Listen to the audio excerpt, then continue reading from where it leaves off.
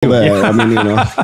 Ya, tapi untuk mungkin strategi yang dilakukan oleh PH pada masa ini, mereka nak attack terlalu agresif, dan saya rasa lebih baik kalau PH boleh defend their own record, and sebagai kerajaan, that is the approach that saya rasa PH dan juga kerajaan Madani ini perlu lakukan. Ya, memang ada gaps yang perlu diatasi, tetapi kalau ada cara seperti ini, then it will be much better from a narrative perspective. Defend your record, beritahu orang ramai bagaimana you nak memperbaiki isu-isu infrastruktur dan sebagainya di kawasan itu.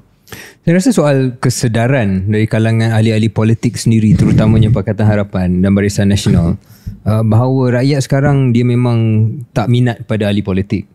So saya fikir a bit of humility will go a long way.